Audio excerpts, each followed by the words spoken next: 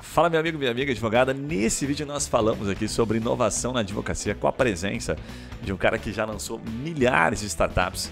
E eu foquei em extrair dele quais são as inovações mais comuns que se aplicam aos escritórios de advocacia. E ele trouxe vários exemplos práticos aqui, inclusive para você, advogado, que tem interesse em atuar no mercado de startup. Ele dá algumas dicas muito legais, muito relevantes para você se posicionar e de alguma forma prospectar clientes, mas principalmente para inovar de maneira simplificada no dia a dia do seu escritório. Daniel, dá um contexto primeiro, cara, para o pessoal entender um pouquinho. Eu nem pontuei, porque a tua bio, eu sei que ela é grande, tem bastante passagens, mas você já falou dos bastidores, um negócio que me chamou a atenção, que é a questão das 18 startups. 18 startups que foi do Júpiter. Então, se você puder contar um pouquinho do Júpiter, os números e um pouquinho o que é o Júpiter, para quem não conhece, e essa passagem até chegar no Família Pro, para a gente falar de inovação na advocacia. Então, vamos começar pelo Júpiter. Júpiter é uma lançadora de startups, então é Find, Fund and Launch, ou seja, ele encontra startups, né?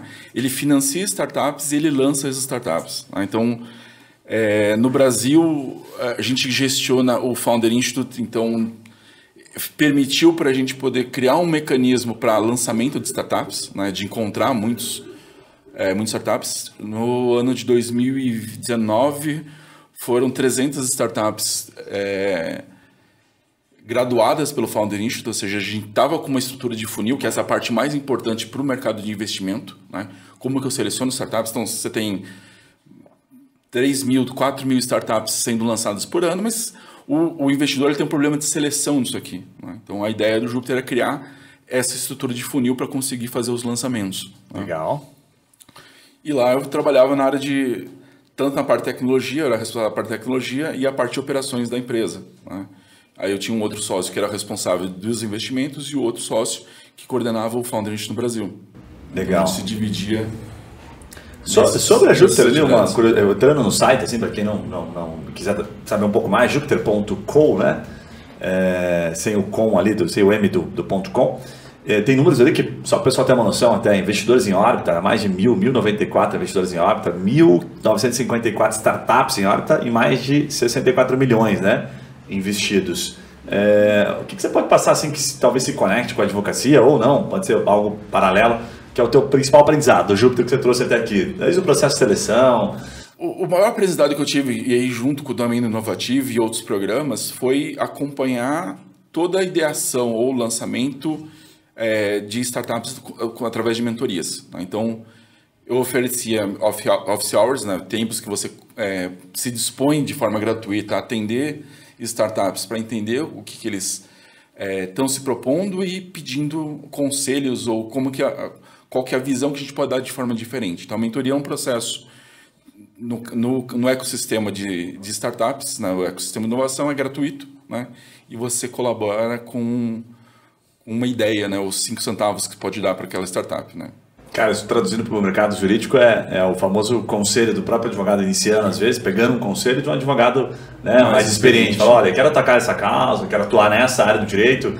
Cara, estou pensando em ir por esse caminho, me conta se faz sentido, o que você acha disso, né? Basicamente isso, né? Mas no mercado de startup, no mercado de empreendedores, parece que isso tá mais convencionado, né? A gente tem menos medo de dar um conselho. Ele é fundamental, porque assim, a construção do ecossistema em si, ela se baseia nas trocas, nas doações que as pessoas fazem. Né? Uhum. Então, quando o investidor está olhando para a tua startup, muitas vezes ele te dá um feedback. Por que ele não gostou disso?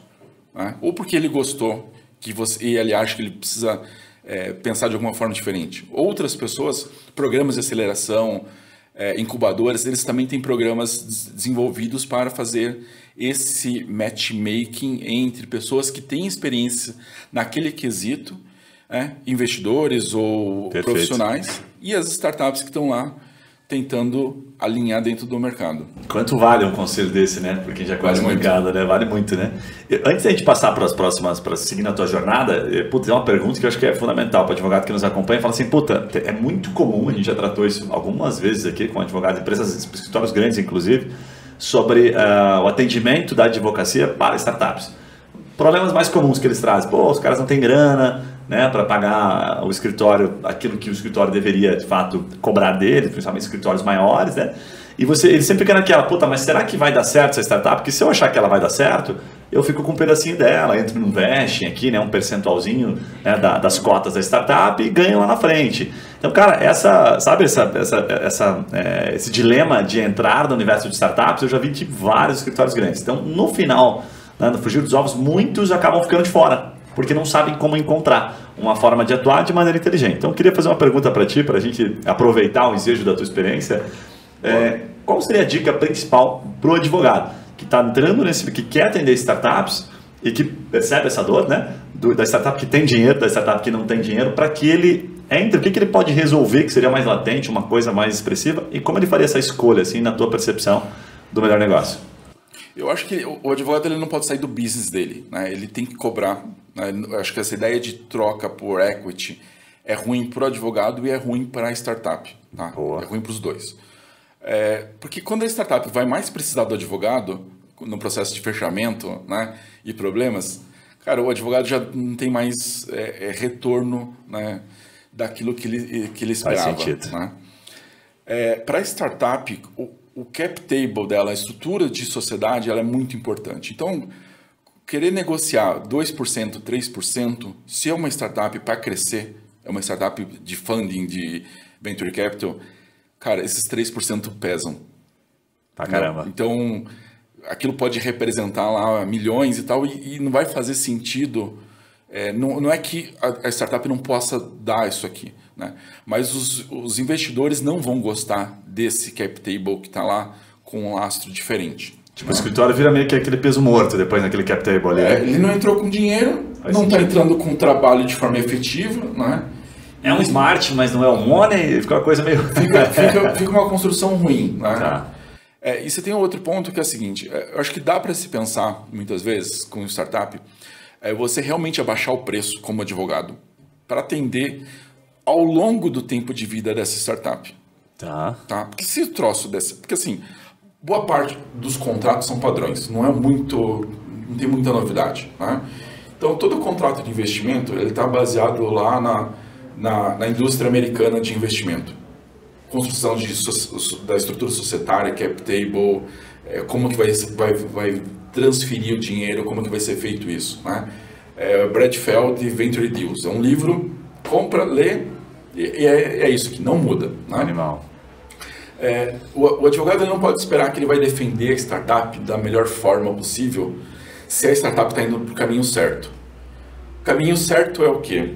Imagina que você, como fundador, você tem 100% da startup, aí você vai vender tua participação de 25% da startup para um fundo. Uhum. E o primeiro artigo que o fundo vai colocar no teu contrato é: você tem 0% agora porque você vai ser compra e veste. Como advogado, você olha e fala assim: cara, você perdeu a mão da tua empresa. Você está completamente refém. Não assine. Não assine. E na verdade o melhor caminho é para esse cara assinar. Né? Então, qual que é o grande problema? Muitas vezes o advogado entender em qual caminho de investimento ele está indo. Tá. Claro que se ele pegar um investidor ruim e ir nessa lógica aqui, ele está morto. Se ele pegar um investidor de corporate venture capital, tem um monte de problema que tem que saber resolver. São caminhos diferentes. Mas o melhor caminho de startup, que é o venture capital, aí é muito... não tem muito trabalho, porque, no sentido que você não vai ficar discutindo... Não dá para discutir, não dá para brigar ali, né? Você não muda o padrão de mercado, né? É o padrão de mercado. Perfeito, né? Perfeito. O problema todo é o pessoal que não é do mercado de investimento de fato, né? Tem vários fundos grandes assim, né? Mas eles não são exatamente do mercado, do mesmo modelo de indústria. E esse sim, o advogado precisa ter uma atuação mais alinhada. Você é um cara elegante para dizer assim, né? Talvez eu aqui possa fazer o papel do mais deselegante, no sentido de dizer assim, não se traz a advocacia da forma como ela é para dentro do universo de startup. Não se traz, não faça isso. Não faça isso. Se essa for a tua premissa, puta, não entre no jogo, porque o jogo é um pouquinho diferente. Né? É o pior dos mundos, né? Perfeito. Então, bem legal. O advogado que não entende exatamente daquele modelo de contrato legal. E vai ficar lá trocando... Questionando cláusula. Cara, aí você vai... Vamos supor, você vai levantar $1 milhão. Cara, o advogado da outra parte dos fundos de investimento, se for sério, cara, vai ter ou os melhores advogados do Brasil ou os melhores advogados americanos. Fato. Essa brincadeira aqui vai dar $250 mil. Já foi 1/4 do custo da rodada de investimento pagando o advogado dos investidores. Faz todo sentido. Então você paga o teu advogado como startup e paga o advogado do fundo de investimento. Além do tempo que eles podem matar o negócio, né? E além do tempo. Né? Porque 6 meses é um tempo mínimo, médio. Eu acho que se tem uma outra coisa que é pior além do que o tempo. É o estresse com o investidor. Verdade. Verdade. Porque o investidor fica, por que eu vou ficar brigando para fazer isso aqui? Não faço. Tem um aprendizado rápido. Ele chuta. Que você vai dar risada, mas assim, é bem comum, acho que vale a pena a gente bater nisso até para o advogado que nos acompanha aqui, né, que é a sua maioria. A gente começou um negócio uma vez, a gente começou achando que estava no MVP, isso faz uns 3 anos mais ou menos, começou um negócio ainda no mercado jurídico e logo foi fazer o contrato, fazer, sabe, todo esse debate. A gente gastou mais ou menos entre idas e vindas, colocando advogado na mesa, gastando, pagando para advogados, inclusive amigos nossos aqui, muito bons advogados, eles não tinham nenhuma culpa nisso. Mas onde é que estava o erro nisso? Cara, o negócio começou depois que a gente desenhou o contrato e ele ficou naquele formato, o famoso MVP que você vai mudando pra caramba, sei lá, 2 meses, 3 meses, a gente já viu que, nossa, nada a ver, demos um tiro errado. E o contrato todo, aqueles 2 meses que se passaram, perdeu-se completamente a sua necessidade, a sua essência. Porque já não estávamos mais fazendo nada daquilo que estava previsto no contrato. Exato. Aí, em tese, os caras tendo que voltar, refazer o contrato. Olha o gasto de tempo, grana, energia, sabe? E até a própria relação, quando começamos, ela ficou um pouquinho mais crítica, porque nós tratamos assuntos que não eram necessários tratar na frente, porque o negócio não tinha dado certo ainda. Nós estávamos todos com a cabeça de que não, vai funcionar e tal. Mesmo com a cabeça de startupeiro, a gente erra em coisas comuns, né? Imagina o seguinte, possivelmente, todo dia você vai pensar uma coisa diferente para aprimorar. Fato. E se você quer negociar exatamente, eu quero contratar o desenvolvedor, eu quero que ele faça isso. Aí eu vou definir os OKRs para fazer o vesting dele. Né? Para quem não sabe, vesting é o controle de participação das cotas que ele vai ter dentro da empresa depois. Então ele vai ser um sócio ou vai ser um funcionário que vai ter uma participação na empresa. Uma referência legal para tipo da XP, né? O modelo de partnership da XP, né? Mais ou menos isso, né? Tipo, o cara vai trabalhando, daqui a pouco eu te dou um pedacinho da empresa se você se comportar bem, mandar super bem, entregar os resultados, né? Bem legal. Só que assim, na XP é mais fácil. Eu já tinha uma estrutura toda montada. Faz sentido. O resultado é o objetivo. Quanto de dinheiro entrou? Cara, numa startup, se eu falo assim, não, você tem que desenvolver uma estrutura que é em blockchain. E de repente você fala, putz, não vou fazer em blockchain. E aí? O teu contrato já está vigindo. Né? Você já está com uma estrutura montada para definir que tem que entregar aquilo. E aí você vai fazer o quê? Vai ter que renegociar isso aqui. Então você perde tempo fazendo um contrato, fazendo definições que em uma semana, um mês ou 6 meses vai mudar completamente de ideia. Faz todo sentido. É muito legal o pessoal discutir OKR, discutir regras de como que eu posso parametrizar aquilo que você vai trabalhar. Só que startup, ela está num processo inicial que você não tem parâmetro nenhum. É a mesma coisa que eu já discuti isso várias vezes, né? Você está levantando 1 milhão por 25%, então a tua startup tem um valuation de 4 milhões. É isso? Não é isso. Não tem nada a ver com isso. Tá? Por quê? Porque você está levantando na fase inicial. O que você está pegando desse 1 milhão é empréstimo. O cara vai te emprestar na fiança do tipo, eu acho que você dá conta, eu acho que o mercado é legal, eu acho que, assim, com mais erros que você possa fazer, deve dar meia boca certo, esse negócio funciona, ainda que vai ser os trancos e barrancos e tal, ele vai lá investir. Mas ele não está investindo 1 milhão porque a tua empresa vale 4. É porque ela não vai acabar no 4, né? Não vai acabar, mas acabar no 4 é certo, né? Chega em 4, acabou, vende, tchau. Quando você está no começo da startup, ou seja, seed, né? E mesmo série A, série B, você não tem claramente um valuation. Que esse é outro ponto que o pessoal da administração erra muito. Ele, o EBITDA tanto, né? Ele começa a querer mecanizar e dizer, tua startup vale 150 mil, porque o que você fez de software que foi desenvolvido foi 17 horas de trabalho, não sei o quê. Tipo, cara, não dá, né? É muito feeling do mercado, e por isso que é uma questão muito difícil, às vezes, para quem tem uma estrutura mais ortodoxa. Tá? Então, se você pensa no contrato, nas estruturas do direito, que é toda uma parte legal, cara, não funciona, porque é muito mais no boca a boca de confiança nas estruturas, tipo, cara, vamos tentar resolver. Essa é a parte mais importante. Não vamos ficar na disputa, vamos tentar resolver isso aqui. Sim. Era a tua parte para fazer e você não fez? Cara, beleza. Cara, eu não vou ficar brigando com você, eu vou lá e faço. Sim. Vamos fazer. Sim. Se der certo, depois você vai ter mais um monte de problema para resolver. Com certeza. Esse não é um detalhe mais importante nessa fase do jogo, né? Não é. Ainda, porque, puta, ficou muito convidativo aqui o assunto, para a gente tentar dar um desfecho de startup, no sentido da escolha. Eu sei que é uma pergunta de $1 bilhão e ela tem um grande depende, né? Mas só para o advogado, a principal dica, assim, que você diria, já que a gente entrou nesse ponto, né? Na hora da escolha da startup, assim, sabe? Porque você trouxe até de bastidores, tipo, um pouco do timing de mercado, um pouco de, às vezes, timing do fundador e tal. O que você diria que é o principal ponto? Você senta para analisar uma startup, o que você olharia se você fosse um advogado? Primeiro ponto é qual o tamanho do mercado. Tá. E vamos entender, mercado beleza, eu vendo copo, né? Se eu for vender copo no Brasil, tem 200 milhões de pessoas... talvez cada um tenha 2 copos, então eu vou vender 400 milhões de copos. Boa. Se eu for vender o copo por R$1, né, eu tenho 400 milhões de faturamento e atingindo todo o market share. Não tem lógica. Né? Isso aqui não vira uma startup. Então, quando você está pensando na startup, você tem que olhar o tamanho do mercado.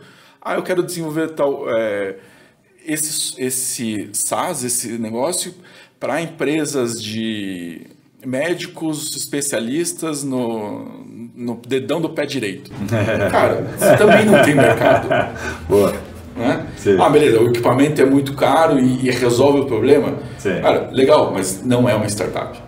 Legal. Né? Legal. Esse eu diria que é uma grande falha de todo mundo quando está pensando. Subestima-se demais, né? Isso, né?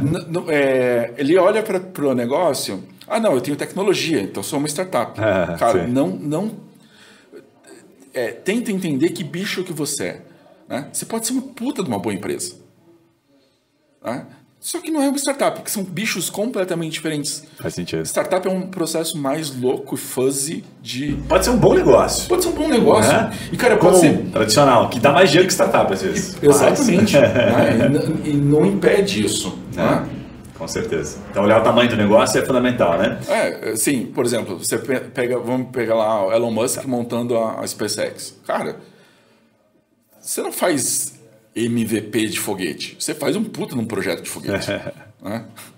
Verdade. Ele até conta, né? Acho que, não sei se era um livro, não lembro. Eu vi muita coisa dele, mas ele tinha mais grana para soltar mais um só, né? Na época lá dos foguetes, né? Falou, putz, só mais um. Depois de ter soltado 2, que eu acho que ele já tinha gastado, não lembro. Ele perdeu 3, né? Deu 3, era um troço maluco. E o último, cara, aquele cara é fora da curva, né? Então aí ele postou toda a grana e deu certo o último. Malucaço, né? Aí conectando um pouquinho disso, Daniel, para a gente tentar entrar um pouco mais até da inovação, que a gente já está falando de inovação, né? Obviamente que a gente está falando de vários assuntos interessantes aqui para advogado, mas você passou por várias startups e começou a construir, então, um negócio do universo jurídico, que é um negócio que é mais comum você encontrar um advogado, certo? Fazendo uma startup, chama de startup, Família Pro, você se posiciona como startup? É uma startup. É uma startup, ok. Eu ia até começar pedindo para você dar um contexto do porquê que o Família Pro, e aí explicar o que é a proposta de valor do Família Pro, por que você pode considerar uma startup e por que um escritório tradicional não. Porque daí isso ficaria muito óbvio para a gente fazer esse comparativo, né? Que encaixa a inovação nesse assunto.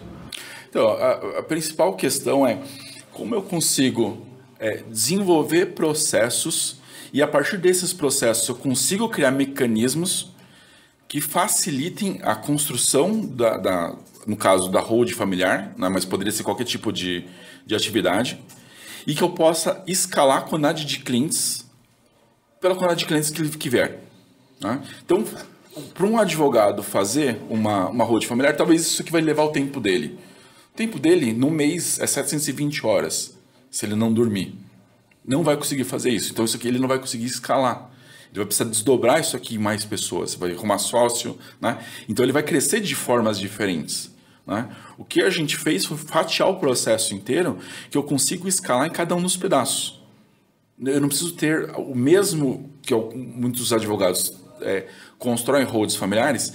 Ele resolve várias das pontas. Ele é muito bom. Ele resolve várias das pontas. O que eu estou fazendo é distribuindo as especialidades que o advogado tem entre grupos de time. Né? Tá, legal. E onde aquilo que dá mais trabalho, né? a gente desenvolveu tecnologia para resolver.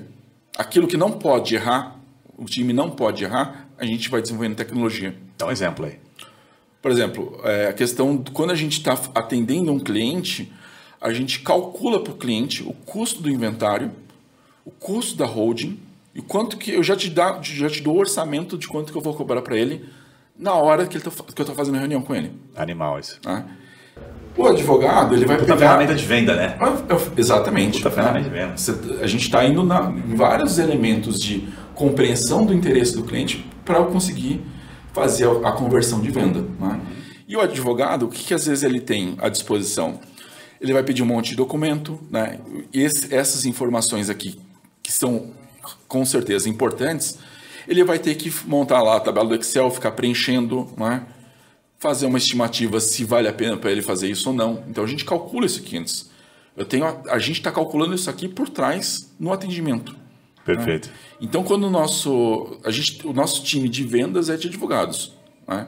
A gente não está fugindo de alguns elementos de responsabilidade no processo. Só que o advogado, o que ele está fazendo? Ele está imputando os dados, fez a apresentação explicando o que é uma holding familiar, como que isso aqui constitui, como que isso aqui pode ajudar, quais são os elementos que são tangibilizam de favorecimento à redução de imposto, né? De herança, imposto de locação, ganhos de capital em venda, né? E ao mesmo tempo já entrega para o cliente, na própria apresentação, o resultado disso aqui. E ao mesmo tempo já envia para o e-mail do cliente a nossa proposta comercial para ele. Cara, mesmo você falado, né, me corrija se eu estiver errado aqui, né, mas me pareceu o seguinte, né, traçando aqui a questão da inovação dentro do mercado de holding, enfim, e outros serviços que estão atrelados, parece assim que a gente consegue fazer uma separação tentando simplificar, né? A parte administrativa, a barra jurídica, eu nem sei se dá para colocar o administrativo junto, mas a barra jurídica ali que você bem pontuou, tem um advogado falando sobre aquilo, é o core do advogado e ponto. Todas as outras questões que você separou ali em caixinhas, né? Principalmente a questão financeira, tira do colo do advogado. Exatamente. Né? Que é principalmente o cálculo. Exatamente. Então, simplificando, falou, cara, bota inovação nisso aqui e deixa a parte jurídica. Talvez não tenha como inovar tanto nas questões que permeiam o direito em si, né? O que tá, se der isso aqui, o que acontece? Se for por esse caminho, né? E o que acontece? Aqui não dá para inovar tanto, mas o que dá para inovar para caramba é na parte financeira. Não sei se fez sentido a minha ligação. Exatamente, assim. É o que eu falo assim, qual que é o problema do advogado fazendo a holding familiar, o processo de sucessão, tudo junto, com ele sozinho, né? Cara, você vai ter briga entre família. Você vai ter briga dentro da família. Cara, advogado é o melhor terapeuta para tentar alinhar os interesses de todo mundo? Não. Então, quando a gente tiver esse momento de desenvolvimento da empresa, para atender o processo da sucessão, a gente vai ter um terapeuta especializado nas questões de direito da família, olhando de como que eu converso com as pessoas. Não gasta a energia do advogado resolvendo isso, daquele principal advogado. Sim. Perfeito. Bem bacana. Essa é aquela coisa. Quando você começa a desmontar em caixinhas e entender, você está pegando um Porsche para dar a volta na quadra para comprar pão. Entendeu? Faz sentido. Faz sentido pra caramba. Não é o ponto mais importante. Mas tem uma pessoa que vai fazer a volta na quadra melhor do que o Porsche, porque você não vai ter risco, né?